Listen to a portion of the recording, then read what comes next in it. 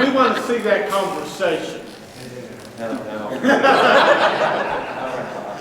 a long time ago, I went to American Beach Team Federation meeting in Savannah, Georgia. I'm guessing at the year, it might have been 2003 or something like that. It's been a while.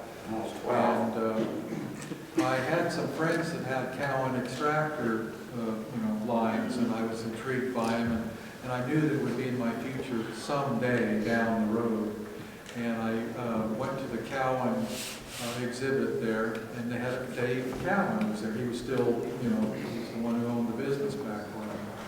And I hung around the booth a lot because I wanted to hear. He was having a lot of people that were customers coming in and reporting, yeah, that worked great, Dave, and that worked.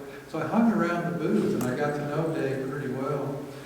And with no intention of buying a $20-something thousand extractor line, now they're 37 or something.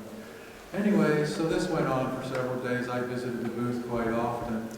And at the end of the conference was over. Everybody was folding up and going home, and somebody came to me and said, Dave Cowan wants to talk to you. I said, okay. So I went to see him. And he had this very nice, it was the top of the line, air ram, everything, the most expensive extraction line he sold at that time. And he had brought that line to put on display because he has two people that would promise him that they would purchase it before he left. Those two people didn't show up. And he was looking at having to freight that whole system all the way back to Utah.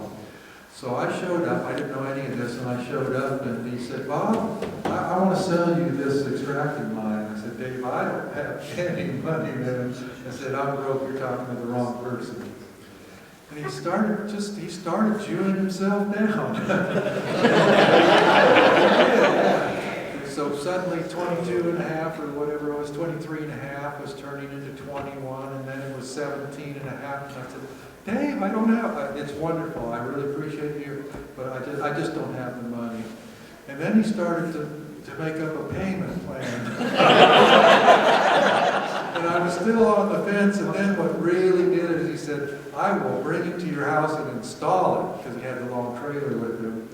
So when I got home, my wife said, how was the convention? I said, guess what I bought, dear?